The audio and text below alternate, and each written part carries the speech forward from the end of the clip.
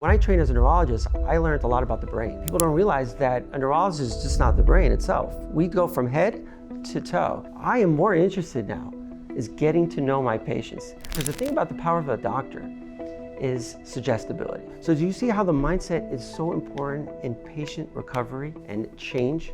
Because our brain resists change. A lot of people ask me, how do you become who you are, run an office, run a practice, run a hospital? How do you do all that? The key is you have time. Slow down the time.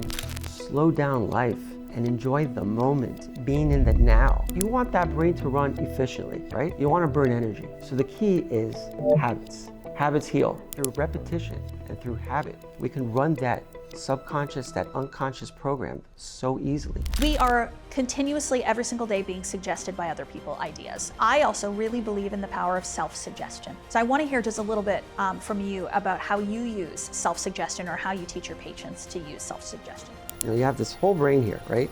You have a language center, which we're word machines. We're talking to ourselves in a certain way. And the words we use and the positive words we use, as opposed to you can't, you won't, you're not good enough, and then you're finding yourself falling through that negative bias to accept those.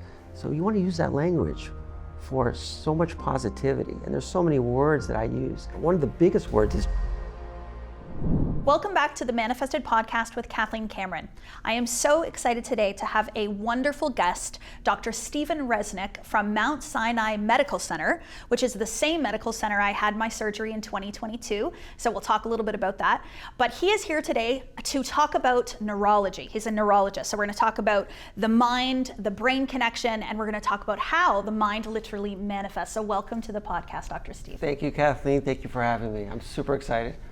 I know. This has been a beautiful manifestation. Just to give everybody a little bit of a background about how we met, your beautiful wife, who's also sitting here in the studio, Elizabeth, and I met actually years ago, and she did some work with me around a book signing in Beverly Hills. She was at my first Rise retreat, and we've developed a beautiful friendship. And she and you came to my rescue in 2022.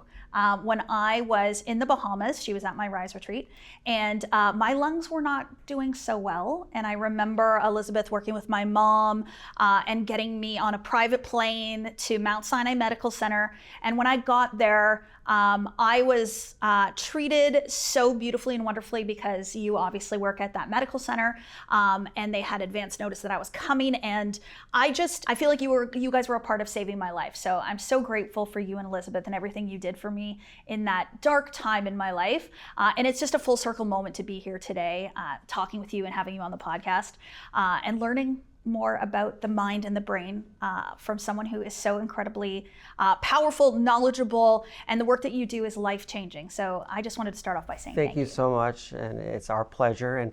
And one of the first things I told my wife when I met you was, who's this Kathleen Cameron? And I felt the energy. Your energy is just something that's undescribable. I told her there's something about you that allows me to gravitate towards you. And I told my wife, I said, now I see it. I really do feel it. And I saw the connection between you and your mother.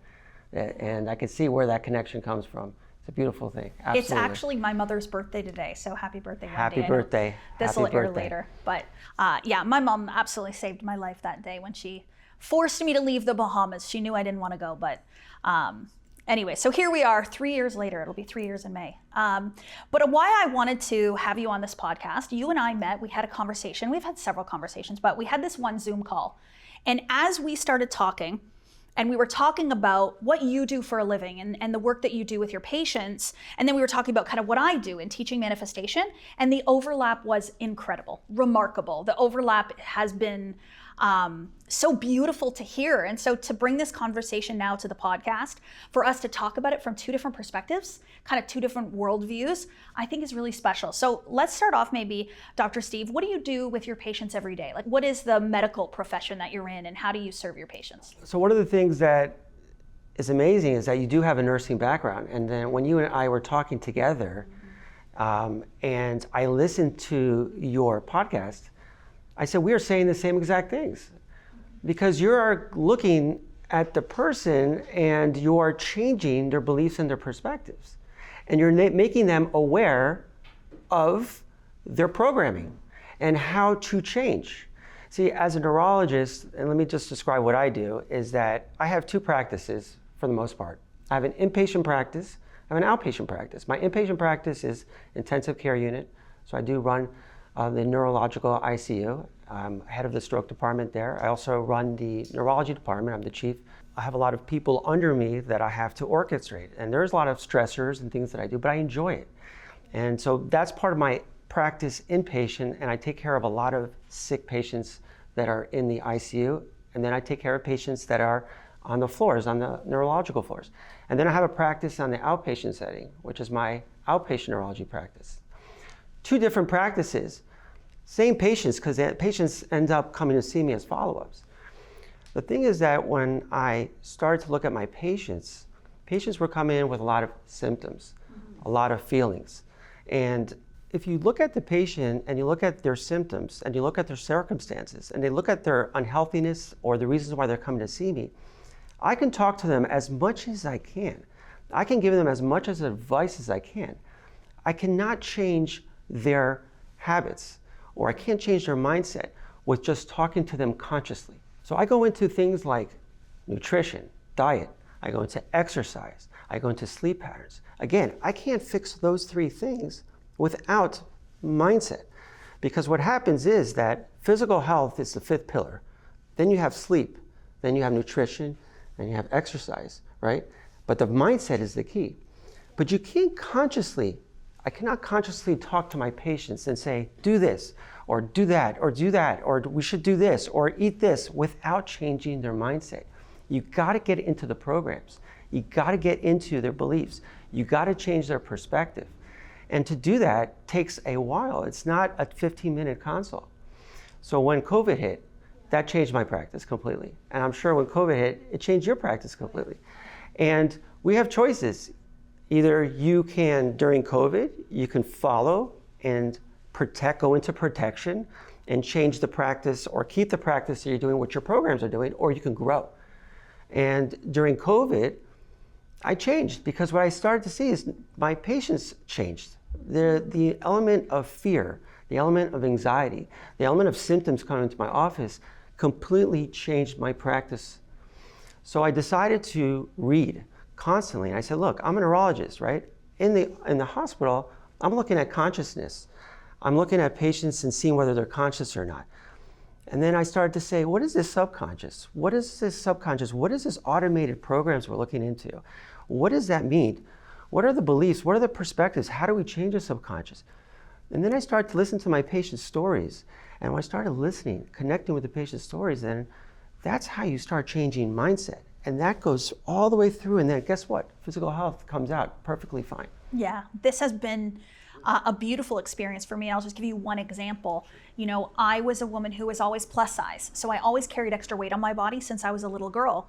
And anytime I would try to lose weight, I would go on a diet or like a physical exercise program, and I would use like motivation and accountability to like force myself to go to the gym, although I hated doing it. Or I would like calorie count or like measure my foods and write it all down. And then as soon as I would release the weight and I would stop doing those things, the weight would come right back. But now this time, since my surgery, it's been 3 years, I actually went into the subconscious programming that you're talking about. I went into the patterns and I realized that I had all of these beliefs that kept me not exercising, eating high fatty foods, emotionally eating. And so now that I went into that programming and I changed it, now I don't emotionally eat anymore. I love going to the gym. I actually love and crave healthy food, whereas before I hated vegetables and I loved sugar. Like those were beliefs that I had that I've changed. And so now I find there's no going back to that old way of being because those beliefs aren't there anymore. So I love that you're giving this example. Well, and that's the problem. And what we see now in society is that there's this craze on Ozempic, right? Yeah. And people are going into Ozempic. And Ozempic is a wonderful drug for obesity or for patients that have diabetes. That it's a great drug in that sense, though we're seeing many, many people using Ozempic. Ozempic is a Band-Aid. Because what it's doing is that if you are emotionally eating, right? And most people that are eating, that they're hungry, they're just eating because that's the habitual loop that we're seeing, is that you're eating and you're having a craving and you're rewarding yourself based on feeling agitated or feeling uncomfortable. And a lot of people are eating under the level of consciousness because it's a habit, right? So yes, Ozempic can you lose weight?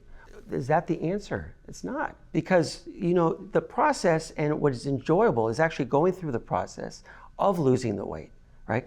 And then also looking at the reward and rewarding yourself after you lose your weight, how good you feel. Because if you're doing it artificially, it doesn't work. And habits are ingrained through anticipation and motivation, using dopamine as a positive reward system. Yeah. So as a neurologist, that's exactly what I want to do, is I want to teach patients that through repetition and through habit, we can run that subconscious, that unconscious program so easily. Because when people use the word hard work, and I do say it's hard work, it's not, it's effortlessly. Once you change your identity, right? Once you start enjoying the process, once you're using your subconscious to allow it to change. Because that's the thing about the brain. You are looking at me and you're agreeing because we're in the same page here. I'm absolutely agreeing with this. Is that our brain is wired for protection. Mm-hmm. And it wants to make us safe, and it wants to keep us alive. So it's going to run programs to keep us alive and safe. That's the first thing. The second thing is efficiency. That's why I talk about habits. The brain wants to wire itself and just fire away efficiently. It doesn't want to change. It resists change. It takes so much energy to change. This 2.5 to 3 pound gel of a brain burns 20% of your calories. It's amazing how it burns. But how it's going to burn if you're constantly thinking and using it. That's why our subconscious and our unconscious programming is working, so it doesn't burn. So it hardwires these habitual loops, so it makes it easy. And the thing is, you have this new brain called your neocortex. That's your thinking brain, your wishes and your desires are someone, and it's trying to align yourself with your subconscious, and it's constantly trying to align yourself. But if that part of the brain says, look, let's work, let's not work out today. Let's take a day off. It's gonna go back to what your subconscious wants, which is what? What's familiar, what's comfortable, what's known.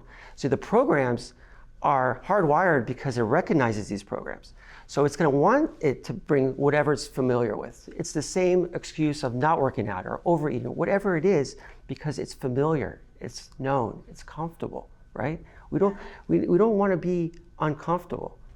I love using the word natural, because I find that the subconscious mind will naturally express itself. So the things that we just naturally do, and that's why you said below the level of consciousness. So there's a whole bunch of things that every person, even still me and probably you, that do things naturally, and we don't really understand why. We don't know what that actual belief system is as to why we do it, but we know it's just easy, we just do it. It's okay, yeah. So we want to make that idea conscious and bring it up and then change it so that something new becomes natural. So for me, hating exercise was natural. Now loving exercise is natural through going into that subconscious. I want to know from you, the people that do come in, into the hospital sick or the medical center sick, or they come as outpatients, what are some of the physical things that have manifested that you then help with the programming around? So is it sore neck? Is it headaches, seizures? What is it? So one of the things that I love that you just said was naturally, and that's something that I use too. And my nurse practitioners actually say, you're going to say naturally, because when a patient has a stroke and they're hemiparetic or hemiplegic, which means that the plegic means no movement, paretic means weakness, I say to them, you're going to naturally get stronger. You can tell by their mindset whether they're going to get better or not, based on their beliefs and their perspectives. And when I say automatically, naturally, effortlessly, those are such powerful words of the subconscious. And what it does is, your subconscious there's a limitation, right? Because your consciousness and your subconscious and the way it speaks, there's a limitation. You want to open it up where there's limitless. Yeah. And you can tell that from talking to my patients and when they look at me, because the thing about the power of a doctor is suggestibility. Oh yeah. So certain patients will listen to a doctor, whether they trust the doctor, whether you could add a suggestion, and I see it so much in my practice. And I talk about this where to my patients, and because a patient will have a suggestion added to to another doctor will add a suggestion to a patient, says, you know, one day you're going to need neck surgery. And they live their whole life in fear, in protection, because they're afraid that they're going to do something, that they're going to injure their neck, just by a suggestion that was added to a patient. It's amazing. And even so hypnosis is somewhat, when you're in a subconscious state of mind where your subconscious is very strong, adding a suggestion and changing the hardwire is extremely important. So I tell my patients, I say, look, think about it this way. If you're on a boat, right, and you're on a boat and the boat's rocking back and forth and you're on a cruise ship and you're doing one of those fire drills and you see one of the passengers and you say, you know what, to the passenger, you know, you look so sick. Just don't look like you look so pale. Are you okay? Person's going to be like, well, you know, if they accept that suggestion, they're going to look in the mirror, they're going to check themselves out, they're going to actually feel fear. Do the same thing to the captain. You know, captain of the ship. Oh my God, you don't look well. You don't look, there's something wrong with you. Are you sure? Are you seasick? That's not going to be a suggestion he's going to accept. I'm the captain of the ship.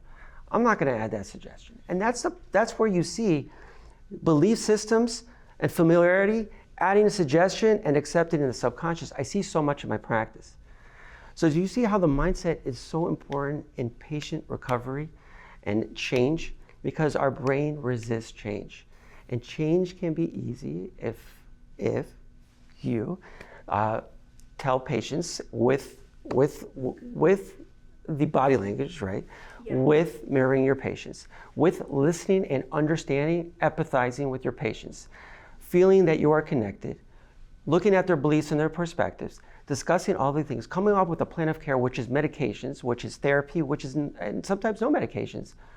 This is the way to practice medicine, and this is what I do, because it has changed my practice completely, and I'm seeing better results than I've ever had. I love that so much. And one of the things that I know you and I had a beautiful conversation about was identity. And I teach a lot about identity work. And I've recreated myself 3 or 4 times, which I truly do. Essentially, I believe it's really a remembering of parts of myself that have always existed, but I simply forgot. Like I forgot how powerful I am. I forgot how confident I am. I forgot how loving I am. I forgot how fearless I am. So for me, it's like this remembering. But the old version of me, that old identity, created my life that I was living back then. And this new identity has created this one. So do you do like identity work with your patients? I have 2 things there's a few things, but one of the things I see patients come in with is they're a product of their genes. So my parents had this, and I'm so-and-so, and I got this from my parents. And number 2 is the identity. I have OCD. I have ADD. I have general anxiety disorder, I have panic attack disorder, I have major depression. On their past medical history, on their forms, they're already putting all their diagnoses down. What they're doing is they're creating an identity, and that identity creates who they are. So what they're going to do is they're going to attract all of this in their life. Even diabetes. I'm a diabetic. I'm going to focus on my life is going to be around looking at sugars, what I can't have. When you tell you something what you can't have, you want it more. So shift that identity of diabetes, shift it as health. And that's where I talk to my patients. Your identity is health. I am healthy. I happen to have a condition called diabetes, which affects my sugar. I'm healthy. What would a healthy person eat? What would a healthy person do? Exercise? What a healthy person would do? And that's how you change identity, is the first part. When they start labeling themselves, I really tell my patients that these are diagnoses. These are conditions based on symptoms. I have this, this, and this, and this, so basically you have this condition. And doctors overdiagnose a lot of conditions. And I feel for a lot of my patients who live their whole life under this umbrella of identity. And when you select yourself an identity, as you know with manifestation, you're going to attract and look at certain things that confirm your bias. Because that's what it is. Our brains are constantly predicting based on previous learned experiences. So we're constantly learning and we're constantly predicting. And when we're bringing things to our attention on certain things, and once we identify it as, it says it confirms identity. It confirms I'm anxious. It confirms that I have depression. So my whole goal is to change that mindset on a lot of my patients, as opposed to just looking at that box of symptoms. I remember when I was in nursing school, so this would have been in 2004. One of the things that I learned was to not label people based on their medical diagnoses. So, don't say, oh, you're a diabetic, or you're a quadriplegic, or you're depressed, even to say that you're depressed. And now I see it a little bit different. Like back then, how I saw it was like, we don't want to like label. But now I actually understand what we're doing. Like, we actually don't want to give someone a reason to define themselves based on an illness. And for me too, I think a lot of times we define ourselves based on what we perceive as our flaws. So for me, being called fat my whole life, the belief system that I had ingrained was that fat is bad and wrong, and I am fat, so that means I'm bad and wrong. And so I naturally expressed myself with shame and guilt every single day. And then I looked for confirmation bias. I looked for automatically reasons to say, see, somebody would call me lazy. I'd be like, see, I'm lazy. And I'd go to a store shopping and couldn't fit into the clothes. I'd be like, see, I don't fit into the clothes. But when I actually sat back and went, hold on a minute, like, is being fat wrong? And according to who? Where did that belief system even came from? And what if I actually believed that having additional fat on my body made me beautiful, and it made me sexy, and it made me powerful, and it made me inspiring, and that all of those other beliefs, like that I wasn't good enough or worthy or whatever, what if none of that is true because of this one underlying flaw? So I actually got rid of the flaw and said, no, I'm actually going to believe this is my superpower, and I'm going to believe that it's a positive thing. And my entire world turned upside down, and I built this beautiful, successful business and following, and people want to hear what I have to say. But with that old belief system, I never would have even had this voice come out. So for me, what you're talking about right now with those underlying beliefs and the identity just mean everything when it comes to this work, everything. So when I do a lot of teaching, one of the things that a lot of my students or my residents do, they start describing the patient as age, and then what their history is, and they're labeling and judging. Yeah. And they're starting to judge the patient based on their history of what they possibly have. That is a big no-no. And I talk to my students and I talk to them and say, look, we don't judge our patients. We take a history and we listen to our patients. And what you did though, is you were able to become mindful. And that's what the key is. A lot of people, when they talk about mindfulness, they're going right into the life of meditation, which is a tool. Being mindful is actually looking at those programs, journaling or writing them down, recognizing them, noticing them, bringing them out of your subconscious, and looking at those beliefs and challenging those beliefs. And that is the key, is that most people do the same thing. They do what's familiar, what's comfortable, what's known, even if it's the wrong choices. And they look around confirming their biases, and they look at their beliefs, and they look in that box, and the same box of duality is, I am not good enough, I am good enough. And if they look at I am not good enough, and they confirm themselves over and over again of not being good enough, they're going to live their life, and their perception is going right to that box, as opposed to looking, at times maybe I'm not good enough. Let's focus on how I am good enough. Yeah. I am good enough. I'm awesome, right? Yeah. Yeah. That was one of the things that I actually started to do when I first started doing this identity work was, let's use the word confidence, for example. I used to not believe I was confident at all. I'd be like, no, I'm self-conscious, I have low self-esteem, and I'm shy. That's what I believed about me before this work. And so when I started to become mindful, I love that you just use that word. I also say, like, when I started becoming more self-aware, I actually started to ask myself, okay, is it actually true that I lack confidence? Like, is this a true story? Is there moments in my life where I've shown up confidently? And so I immediately went to my nursing career and I went, hold on a minute. Yeah, like when I was at the bedside, putting in an IV or doing vital signs or helping a woman with the delivery of her child, I was confident in what I do. I sat there confident, competent, and felt really good about myself in those moments. So then I'm like, hold on. Okay, that's an example of when I'm confident. And then I would find another one, and then I would find another one, like cleaning my house. I do that confidently. I look after my children confidently. And then the story started to change in my mind. And then one day my self-awareness was like, you don't believe you lack confidence. Like, this is crazy. Well, where did you ever get that from? So I love that, that idea. Right, and you're gravitating yourself towards confidence, and you're looking through the life of confidence.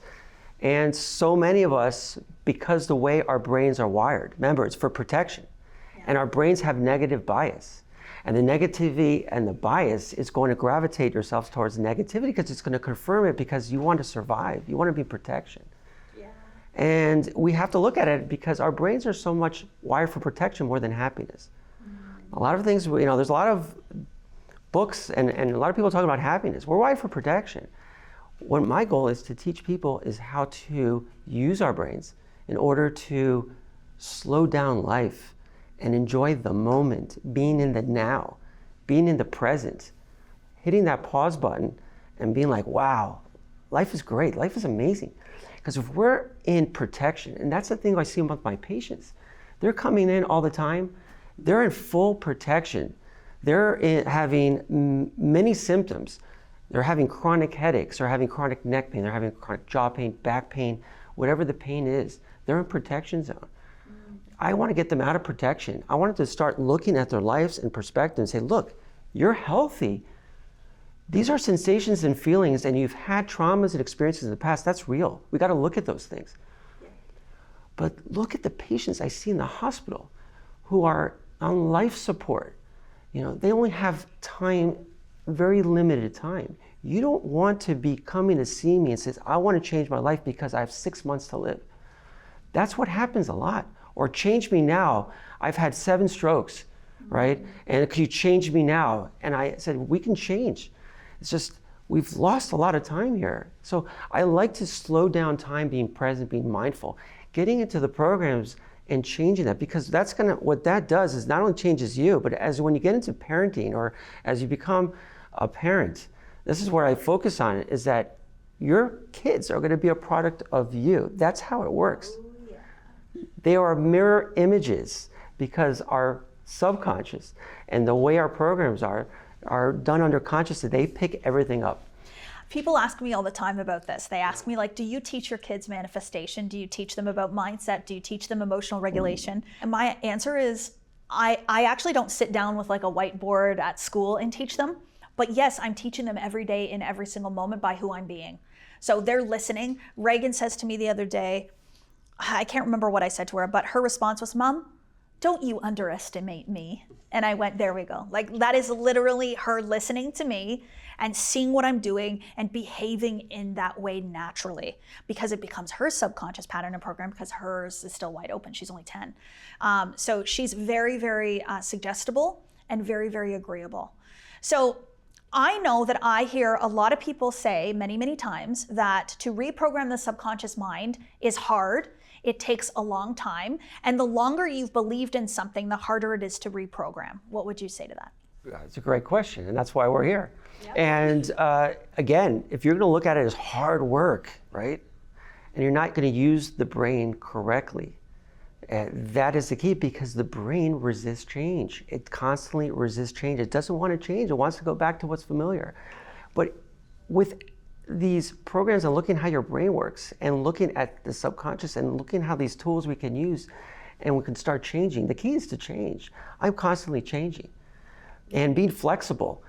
And I have so many stories in my life how I have changed. This is probably what my belief was and why I want to change. We would go to a football game and we would run out by the fourth quarter because we couldn't, because of the traffic and the concern about it and not enjoying the moment. We would rush through a museum, not enjoying the moment, to hit 7 of them, to do certain things in my life. And I said to myself, I'm not going to be that. I want to live my life in the moment. I want to do that. And my program is not telling me that. It's constantly not telling me that. It's resisting, it's not telling me that. And I'm like, slow this down. And I've done a lot of work myself to really enjoy the moment. Patients don't see it. Now, to really look at how to change your subconscious is basically becoming mindful and understanding those programs that we talked about. Yeah. What I was talking about, you want that brain to run efficiently, right? You want to burn energy. So the key is habits. Habits heal. Yeah. Habits, the appropriate habits. I'm very habitual. I am very habitual the way I use my brain. A lot of people ask me, how do you become who you are? How do you wake up so early in the morning, get your exercise in? How do you run the ICU? How do you meditate? How do you go back and maybe exercise again? Go back to the hospital in the middle of the night, run an office, run a practice, run a hospital. How do you do all that? And the key is you have time. Slow down the time using the appropriate habits. Absolutely. Because habits are unconscious. So they run efficiently. How would you define a habit for somebody that might not be able to fully understand what you mean? It's just something you do regularly on repeat? So basically a habit has to have a cue, right? Or a stimulus, or something that triggers something in the environment into your brain, right? And then there's a action that occurs or a behavior that occurs in response to that cue. And then there's a reward. So what drives a habit is a craving. So that's the dopamine release. It's not the actual reward. People think the reward stimulates the dopamine. It's that craving. It's the anticipation. It's that feeling that you need to do it. So what happens is when you get a cue in the environment, which could be subconscious, it could be something that happens underneath the level of consciousness. You can get a cue and you start becoming irritable. You become a little agitated. Okay, so what drives our habit is a craving. It's the dopamine release. And it's that time where you get that cue, and that cue can be under the level of consciousness. So, and what happens is that it stimulates, dopamine. And what happens is you become a little bit irritable, or you become a little agitated, and you don't know why, or uncomfortable. And then that activity has to be done in order to relieve that, and then you get that reward. And that's how it's wired, through repetition. Unfortunately, we look at maladaptive habits like smoking, overeating, pornography, whatever that is, we're looking at that as maladaptive. There's a lot of adaptive habits that are beneficial. The thing is that if you start looking at your habits and you start listing when you feel, again, you start becoming noticing, you become conscious where that cue is. That is the key. And then changing that behavior action with something else. So for me, my habitual behavior would be learning. I'm very obsessed with learning. I love reading.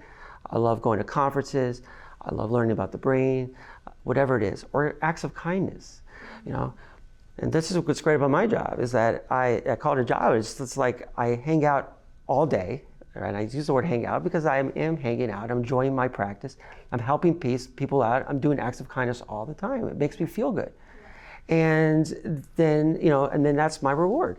So the key is to really ingrain a habit by being aware of that cue and being aware of that behavior and switching the behavior. Now, it's not the reward. See, a lot of people say, oh, smoking is bad for you. Oh, see, what you're doing is consciously change that. You can't consciously say that. They know smoking's bad for you. Yeah. What they're doing is that under the level of consciousness, there's a cue, which can be, sitting on your balcony, smoking, the cigarette goes up, or eating, right? Walking by, a certain part of the house. I need to eat something. That's before you know it, the food's in the mouth without being consciously aware. Yeah, I'll give you this example for me. Like I used to identify as an emotional eater. So as soon as I would get an uncomfortable emotion, like sadness or maybe stress related to like a big project I was working on at work or something like that, so I guess the cue would be the feeling of like sadness or overwhelm or stress. And then I would go and I would habitually eat. So it would be something sugar, like let's say it's a donut or something. And then the reward would be like this calm feeling after, knowing that it like made that anxious feeling or that sadness go away. So what I did is I started telling myself that, okay, I'm not an emotional eater anymore. I removed that from my program. But I started to say that I love to walk. And I love to move my body when I feel emotions. So now I've just simply replaced the act of the habit of eating with moving my body. Same cue, so I might feel sadness, I might feel stress or something. Same cue, and the same reward is like that calm feeling, that emotion being taken away, but now I've replaced it with a new habit that wouldn't be maladaptive like the eating sugar. See, you hit it right on the nose, and with repetition, it's so easy afterwards. The more you do it. So the word is hard work. Be careful because people are like, hard work. No, it's the work is actually looking at the habit, mapping the habit, the effortless and the easy, the automatic or the natural response is actually with just repetition, doing it over again. The brain then likes familiarity, likes known, and just runs on autopilot. And that's the key. You want to run a lot on autopilot because that's what we're doing. And we're on autopilot all the times. Our decisions, our behaviors, our actions are on autopilot. So you understand now, Dr. Steve, in your own personal life, how to use your mind to get yourself running on automatic in productive ways that makes your, what some people might say, a stressful life or a busy life, feel really good for you. Right, and I hear people all the time, I don't have time, I don't have time. It's like, you don't have time because you're not making time, you're not bringing it into your attention. You know, it's the key is to make time, is that we have time. And that I see this in my patients. And I've seen so much of my, I've seen a lot of things going on in my office, and a lot of it, whether it's nutrition, exercise, diet, if you don't have that proper mindset with the appropriate habits, then your physical part of your body, whatever it is, and for me as a neurologist, breaks down and you have symptoms. And I see a range of symptoms. As a neurologist, people think as a neurologist it's just brain. We have a central nervous system, which is your brain and spinal cord. And then you have a peripheral nervous system, is everything that exits out of your spinal cord, which is your peripheral nerves. And every nerve is connected to a muscle. And then there's these junctions called neuromuscular junctions. So a neurologist, so when I trained as a neurologist, I learned a lot about the brain. And then I spent an extra year doing what we call neuromuscular medicine, which is learning about your peripheral anatomy. So I need to know every single muscle in your body. And I do that on a lot of the testing. And people don't realize that a neurologist is just not the brain itself. We go from head to toe. So I can see a range of different conditions and illnesses, from neck pain and back pain or sciatica, peripheral neuropathy, multiple sclerosis, Parkinson's, Alzheimer's, and epilepsy, migraines. I mean, we can go on so many conditions I see in my office. When we start peeling those conditions and the symptoms, as a neurologist, and the way I was trained with Western medicine, is come up with a diagnosis, come up with a differential diagnosis. It makes you feel good. Oh, I have a differential diagnosis, and what medication am I going to give? Because that's how I was programmed, you see? And I was programmed that way, and my belief system as a doctor was, this is what we do. We heal through medications, or we heal making a diagnosis. But I changed my belief system. I said, you know what? I'm going to change it around. And I talked about this many times. And I talked about when a marriage therapist came into my office and talked to me about what she sees in relationships. And she sees the biggest thing between men and women is communication, but it's also understanding and listening. Listen to your patients. Listen to the words. And I started listening to the words. And when patients came in and said, look, I'm fearful, I'm worried, I'm scared, I'm afraid, then I started seeing like, whoa, there's a lot of protection here. Let's get into your stories.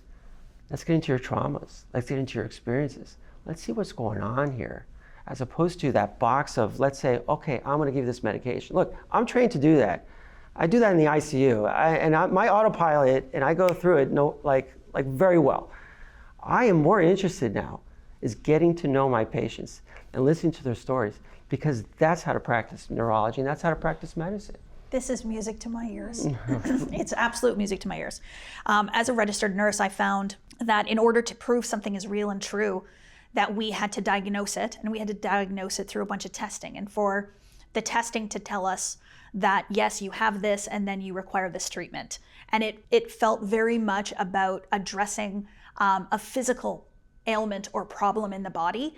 And now that I've gone into this work, and I even look at myself in my lung surgery, if we had just addressed the lungs and that only, I don't think I would be the woman that I am today. But once, I looked at what is the spiritual meaning behind pneumonia, and what was the actual cause, the root cause to me getting a pneumonia for the first time in my life, ever having anything happen with my lungs. And I end up, what's the word? I had to have a decortication, I think is the word that they use in that surgery, to go to this massive, I always say I'm so dramatic. I went to this dramatic place with my lungs. And what that actually revealed to me was what I believed. It revealed repressed grief. It revealed, parts of me and my identity that I wasn't facing or I wasn't addressing. So my physical body actually was the symptom of the underlying beliefs of who I am. Well, Kathleen, I mean, that's the greatest thing, because you changed and you were not a victim of your condition. And you actually did not look at it as I had an abscess, right? You looked at it as I need to change my health, and I need to change a lot of my habits, and I need to become mindful. Yeah. I mean, that's what my patients want. You see, you're smiling, and if I can get to my patients and do that and make that connection, you know, medicine's easy, but our practices now are filled.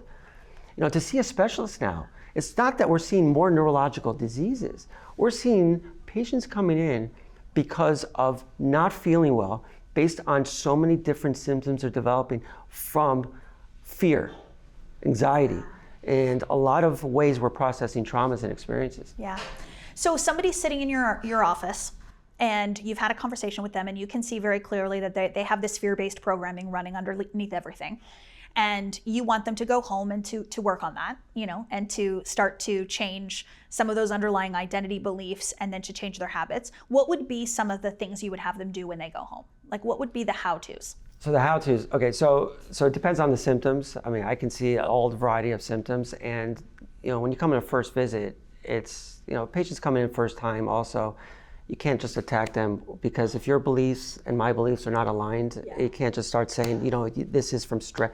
Because the last thing you want to do is dismiss a patient. You're stressed out, this is all related to anxiety, because they feel, their symptoms are authentic. Yeah. They actually feel it. So I don't dismiss a patient. I say, listen, you feel a certain way, but let's get to the bottom of why you feel a certain way, not on a medical aspect. Now, will I order an MRI, do a neurological examination, do all those things in the office? Absolutely.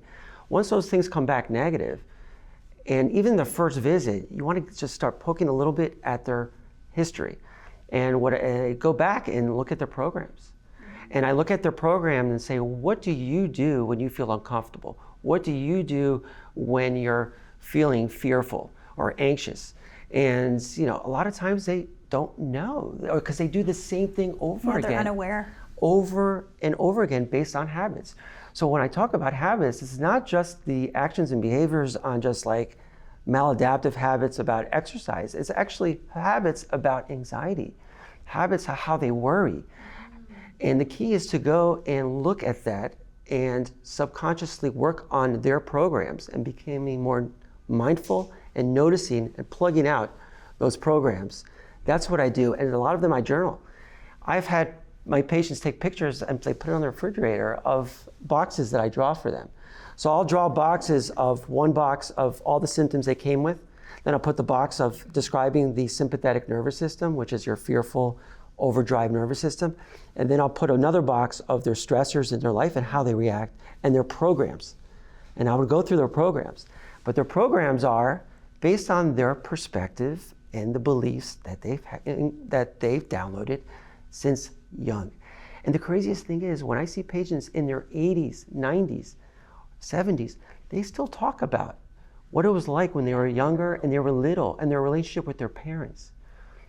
Because having a parent, you know, and I talk about this all the time, our emotional needs are taken care of by our parents when we're younger. When we get older, our emotional needs as adults usually don't need our parents. But when you lose a parent, believe it or not, that is attachment and loss of separation. And what happens is that nervous system, believe it or not, back to the youth, back to those programs, you become anxious, you become in protection zone. You lost that security. And even as an adult, you could not imagine, and I see it, because our parents are security. So we gotta learn how to look at the programs and become safe and secure.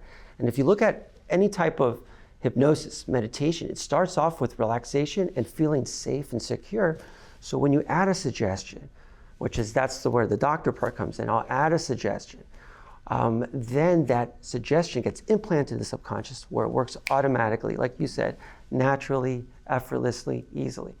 Yeah, that's so beautiful. And a lot of people are so busy living their everyday life and in this like busy habit, so they don't make the time to like be with themselves and sit. So I always say like the time spent with myself in that calm state, in that relaxed state is where I actually really find myself. It's where the truth of who I am resides. And so that surrender, that being in that state of being has opened me up to me, but I have to say no to that, because it's not the way life is. It's the way that you're habitually living your life, but it doesn't have to be that way.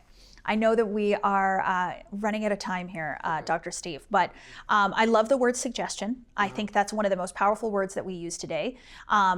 We are continuously, every single day, being suggested by other people ideas. And someone listening to this podcast right now, we are suggesting ideas to them.